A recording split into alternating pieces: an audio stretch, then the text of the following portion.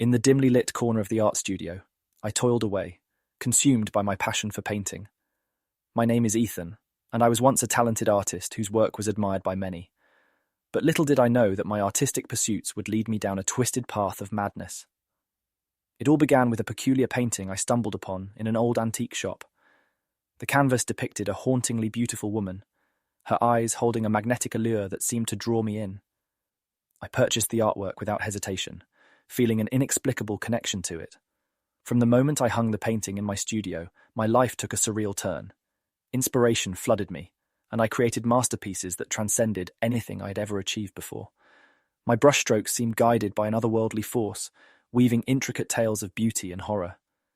As my obsession with the mysterious painting grew, I neglected all else.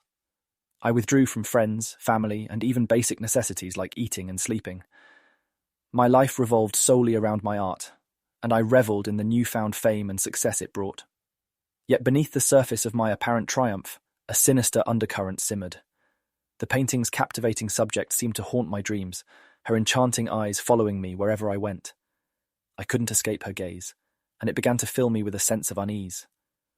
One night, as I stood before the painting, my sanity teetered on the edge of a precipice. The woman's lips seemed to curve into a malevolent smile, and her eyes gleamed with a perverse joy. A sudden urge to capture her essence consumed me, and I reached for my palette and brushes. Time lost all meaning as I painted with feverish intensity. The room filled with an eerie silence, broken only by the scratching of my brush against the canvas. My mind blurred the boundaries between reality and illusion, and I felt a profound connection to the woman in the painting. Days turned into weeks, and my obsession spiraled out of control. I could no longer distinguish between my waking life and the dreams that haunted my sleep. The woman in the painting seemed to speak to me, her seductive whispers urging me to delve deeper into the realms of madness. In a trance-like state, I immersed myself in my art, my studio now a labyrinth of painted horrors.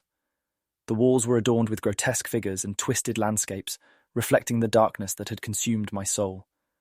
As my descent into madness escalated, so did the price I paid. My body weakened, my hands trembling as I painted with increasing fervour. Shadows danced around me, and I felt a sinister presence lurking in every corner. I reached a point where I could no longer distinguish my paintings from reality. The monstrous creatures I created seemed to come alive, taunting me with their malevolence.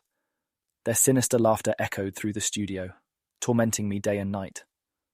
One fateful evening, as I stood before the painting that had ignited this nightmare, a revelation struck me like a lightning bolt. The woman in the canvas was not a mere subject but a vessel, a conduit for malevolent forces seeking to claim my soul. With newfound clarity, I decided to confront the painting and break free from its hold. The woman's eyes bore into mine, but this time I did not cower. I plunged my brush into the canvas, releasing my pent-up rage and fear. As I painted, the woman's alluring visage twisted into a mask of agony. The studio trembled, and a primal scream filled the air. The haunting spirits that had ensnared me were banished, released from their canvas prison. Exhausted but triumphant, I stepped back, surveying the now empty canvas. The painting that had been the catalyst for my descent into madness was now devoid of the woman's presence. My soul felt lighter, as if I had broken free from a suffocating grip. In the aftermath of that harrowing night, my artistic pursuits changed. I now painted to capture the beauty of life, not the horrors of the mind. The dark chapter of my life, filled with obsession and madness, was behind me, but its echoes would forever linger in the strokes of my brush.